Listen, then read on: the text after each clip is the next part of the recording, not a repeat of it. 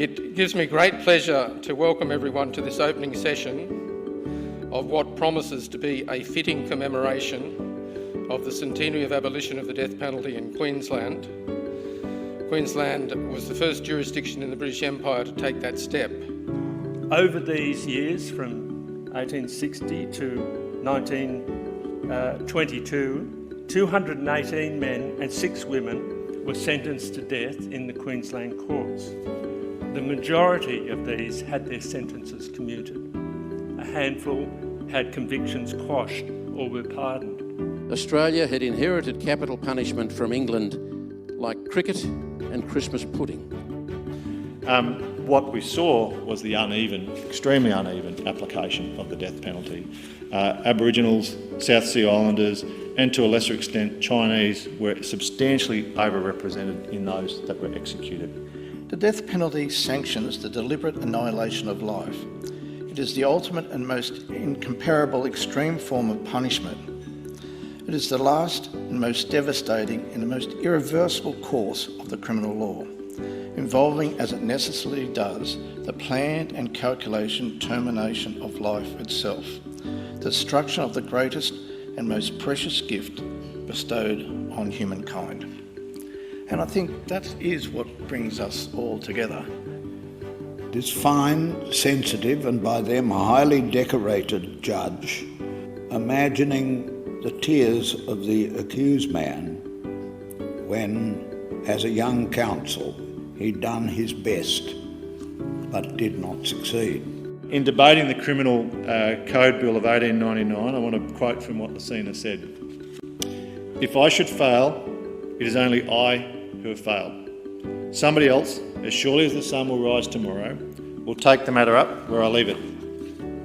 I feel perfectly sure that it will not be many years long before the humanitarian feeling which is now spreading through this colony and all civilised countries will demand once and for all the abolition of the death penalty."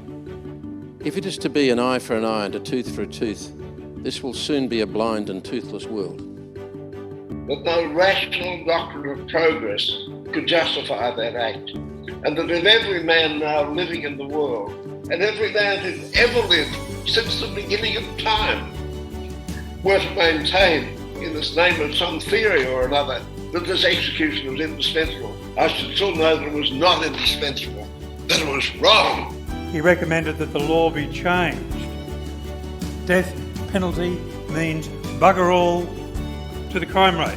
In a tough topic, I am proud to be a Queenslander today and reflect on that great work that would have occurred 100 years ago, how forward-thinking Queensland was to go out in a very different world and take that first step and to give that message. That decision of Parliament in 1922 was described by Her Honour Justice Soraya Ryan in 2014 as a humanitarian decision of grand proportions and arguably required of political boldness and social sophistication in diverging from colonial practice.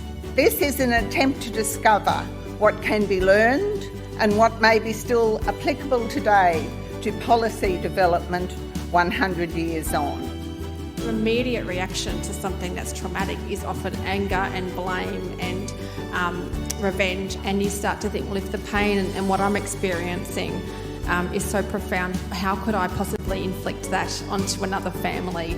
And if something I value at a really deep level, at a moral level, is the sanctity of human life, how can I argue against it? Our work is far from over, and we must continue to agitate to abolish the death penalty in all countries across the globe. Long will it be the case that Queensland will remain the beacon to the world that it became in 1922.